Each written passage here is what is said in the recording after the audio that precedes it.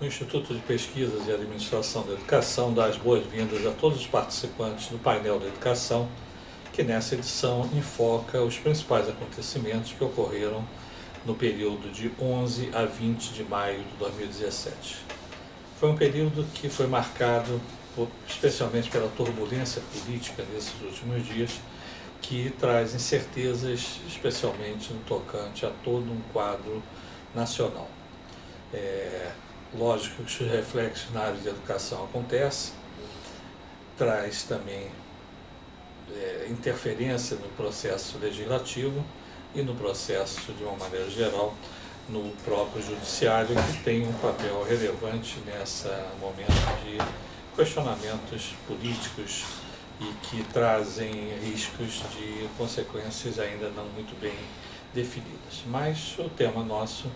não é exatamente uma análise política, e sim uma análise do que aconteceu no campo da educação.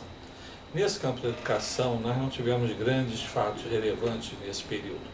Temos, naturalmente, que destacar alguns dos aspectos que foram principalmente centrados no Ministério da Educação, com indeferimentos de dezenas de processos de filantropia. O Ministério da Educação tem seguido uma linha geral de orientação do Ministério da Fazenda, no sentido de não conceder renovações de certificado de filantropia. Há o processo normal, a análise por parte do Conselho do Ministério da Educação para os SEBAs, chamados assim, os certificados de entidade de assistência social, beneficente de assistência social, que anteriormente era conhecido como certificado de filantropia, mas hoje a análise dos assuntos no campo da educação acontece no âmbito do MEC, mesmo sendo educação básica e educação superior, saúde no Ministério da Saúde e assistência social no outro ministério que envolve o segmento. No campo da educação, várias instituições tiveram negativa de recurso, tiveram a negativa de seus pleitos, houve recurso ao ministro e depois de uma análise de mais de um ano e meio, os primeiros processos indefinindo os recursos foram publicados no Diário Oficial do dia 17, do dia 12 de maio. Então nós temos aí uma tendência e uma linha de um pré-julgamento e de outros indeferimentos que virão pela frente, exceto se houver uma fundamentação muito boa, um apoio político, provavelmente auxiliará também, mas é necessário que as instituições observem que a perda desse certificado de filantropia representa um aumento do custo da instituição,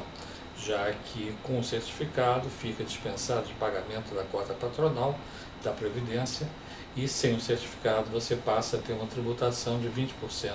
a mais na sua carga tributária, que já é bastante alta no Brasil. Então, quem tem entidades sem fins lucrativos deve ficar bem atento, acompanhar bem de perto, porque essa é uma tendência que vem ocorrendo no âmbito do Ministério da Educação. Também um outro fato rotineiro, mas um fato que precisa ser registrado, é que saíram várias renovações de reconhecimento de cursos de instituições,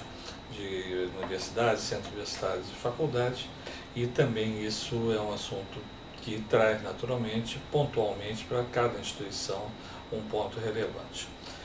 Um outro fato também que precisa ser destacado são os credenciamentos para a educação à distância. E hoje não só instituições de ensino superior, mas também as escolas de governo estão sendo aprovadas no âmbito do Conselho Nacional de Educação.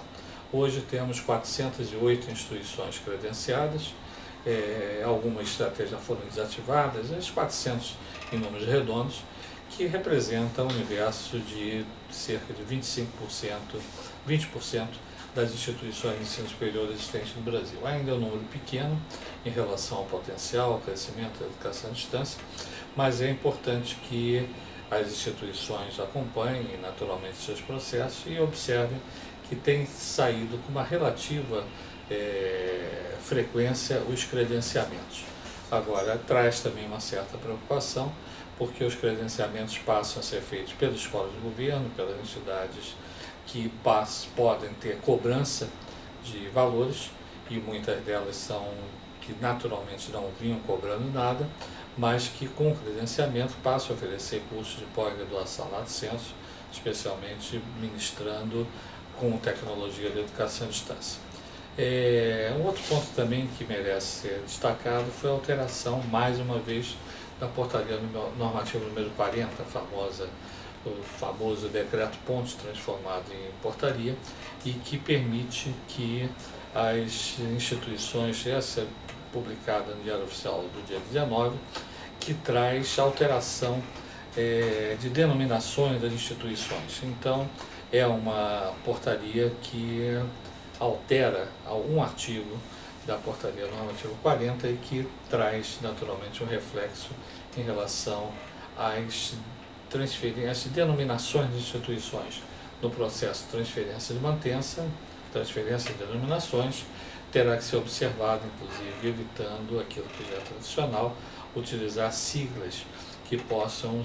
dar entendimento que faculdades são universidades. Então, isso já era consagrado, mas passa a ser evidenciado mais uma vez por essa alteração.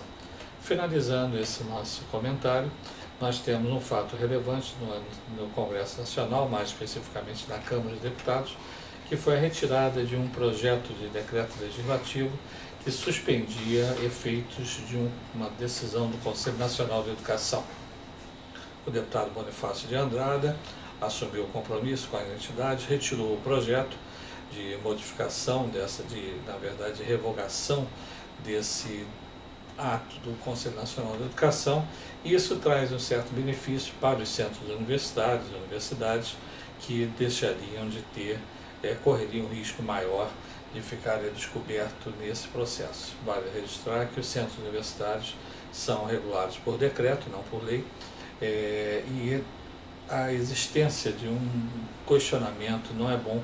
porque isso traria riscos de reflexo. Assim foi essa semana, desse período, esses 10 dias do mês de maio, e esperamos ter na próxima edição,